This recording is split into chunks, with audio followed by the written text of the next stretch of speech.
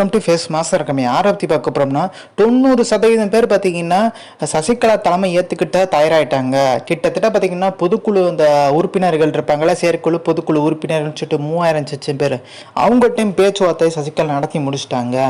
இன்னும் ஒரு 10-15% பார்த்தீங்கன்னா தொண்டர்களை சந்தித்து இந்த கொடநாடு பார்த்தீங்கன்னா நல்லா ஸ்ப்ரெட் பண்ணி விட்டோம்னா எடப்பாடி பழனிசாமி காலி பண்ணான்ற எண்ணத்தில் தான் சசிகலா இருக்காங்க. ஸோ இதுக்கு விட்ட துணையாக பார்த்தீங்கன்னா இப்போ ஓபிஎஸும் களமிறங்கிட்டாரு.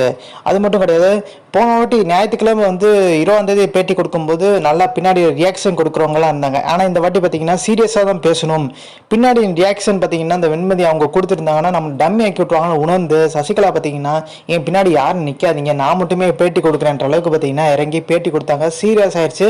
ஸோ இந்த காமெடியாக ட்ரோல் பண்ணிட்டு இருந்தவங்களுக்குலாம் பார்த்தீங்கன்னா பதிலடி சசிகலா கொஞ்சம் கொஞ்சமாக கொடுக்க ஆரம்பிச்சிட்டாங்க. ஏன்னா ரியாக்ஷன் பின்னாடி கொடுக்குறவங்கள ட்ரோலாக மாறிது, பெரிய லெவலில் யாருமே கண்டுக்கிறது இல்லை. ஸோ அதை உடச்சி சசிகலா பார்த்தீங்கன்னா திருப்பியும் இந்த கொடநாடு விஷயத்தினால இந்த ஒரு வழக்கை வச்சு அதிமுகவை திமுக மிரட்டுது அப்படின்ற அளவுக்கு பார்த்தீங்கன்னா கொண்டு போயிட்டாங்க. ஸோ இந்த கொடநாடு விஷயம் பார்த்தீங்கன்னா யாராக இருந்தாலும் தூக்கி உள்ளே வைக்கணுன்ற அளவுக்கு பார்த்தீங்கன்னா சசிகலா பேசியிருக்காங்க. ஸோ இது யாரை மென்ஷன் பண்ணுறாங்கன்னு தெரியும். அந்த மென்ஷன் பண்ணுற நம்பர் பார்த்தீங்கன்னா குறிப்பிட்டாங்க அவங்க அதிமுகவில் இல்லைன்னு சொன்னாலுமே இதை பற்றி சசிகலாட்ட நீங்கள் தான் அதிமுகவில் இல்லைன்ற மாதிரி கேட்டுட்டு இருக்காங்க இந்த அங்கே இருக்க பத்திரிகை நண்பர்கள். அதுக்கு என்ன சொல்லியிருக்காங்க, என்னோட தகுதி, நான் எந்த கட்சியில் எந்த இடத்துல இருந்தேன், அம்மா கூட எத்தனை வருஷம் இருந்தேன், கட்சியில் என்னென்ன பணியாற்றிக்கேன்னு சொல்லிட்டு தொண்டர்களுக்கு தெரியும்.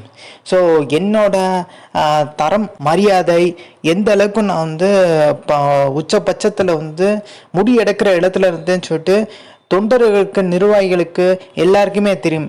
ஸோ தகுதி இல்லாத நபருக்கு நான் பதில் சொல்லணும் அவசியம் இல்லைன்ற மாதிரி பார்த்தீங்கன்னா பேசினது இதெல்லாம் எடப்பாடி பழனிசாமி ஒரு இடத்துல கலங்க வச்சுன்னு சொன்னாங்க. என்னம்மா இந்த அவங்க திருப்பி ரீஎன்ட்ரி உண்மையில போல சீரியஸாகவே சசிகலா பார்த்தீங்கன்னா அடுத்தடுத்த ப்ரெஸ் மீட் கொடுத்தது தான் பார்த்தீங்கன்னா அதிர்ச்சி. ஆனால் எடப்பாடி பழனிசாமிக்கு மிகப்பெரிய நெருக்கடி கொடுக்க போதே கொங்கு மண்டலத்து மாஜிக்கள் தான் சொல்கிறாங்க. குறிப்பிட்டு செங்கோட்டன் பேர் அடிப்படுது, வேலுமணி பேர் அடிப்படுது. ஸோ இவங்கெல்லாம் எடப்பாடி பழனிசாமியை காலாவாரி விட்டுட்டாங்க.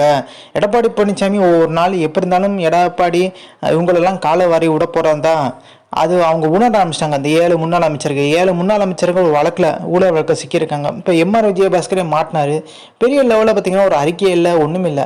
ஸோ நம்ம மாட்டினாலும் அதே கதி தான் நம்மளுக்குன்ற மாதிரி வேலுமணி இவங்கெல்லாம் உணர ஆரம்பிச்சிட்டாங்க. ஸோ எடப்பாடி பழனிசாமியை நம்பி இன்னும் பிரச்சனை கிடையாது, நம்ம தனித்து நிற்கணும். ஸோ நம்மளை காப்பாற்றுற தலைமை பார்த்தீங்கன்னா வரணுன்ற மாதிரி யோசிக்க ஆரம்பிச்சிட்டாங்க. வேலுமணியாக தலைமைக்கு வரணுன்ற மாதிரிலாம் யோசிச்சிருந்தாங்க. ஆனால் டெல்லி நினைக்க ஆரம்பிச்சிட்டாங்க, திருப்பியும் நம்ம சசிகலாவை வெளியேற்றினது தப்பு. சசிகலாவுக்கு பார்த்தீங்கன்னா நிறைய வாக்குறுதிகள் டெல்லி கொடுத்துருந்தாங்க. 2001 சட்டமன்ற தேர்தலில் தலையீடு சசிகலா உள்ள வரக்கூடாதுன்ற மாதிரி சொன்னாங்க. அவங்களும் அரசியல் விட்டு போறேன் ஒதுங்கி இருந்தாங்க.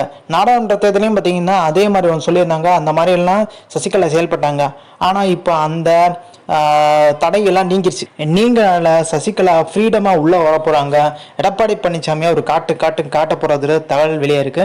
எடப்பாடி பழனிசாமிக்கு பார்த்தீங்கன்னா மிகப்பெரிய நெருக்கடி சசிகலாவால் உருவாகும். ஒரு பக்கம் ஓபிஎஸ் பார்த்தீங்கன்னா சட்ட ரீதியான போராட்டம் நடத்திட்டு இருக்காங்க. இப்போ எடப்பாடி பழனிசாமிக்கு சிக்கலே இந்த கொடநாடு விஷயம், தூத்துக்குடி சம்பவம், இதெல்லாம் ஓரளவுக்கு பார்த்தீங்கன்னா சமாளித்து வந்தாலுமே இந்த டெண்டர் முறைகேடில் பார்த்தீங்கன்னா எடப்பாடி பழனிசாமி தப்பிக்க முடியாத ஒரு சூழ்நிலை தான் இருக்காரு.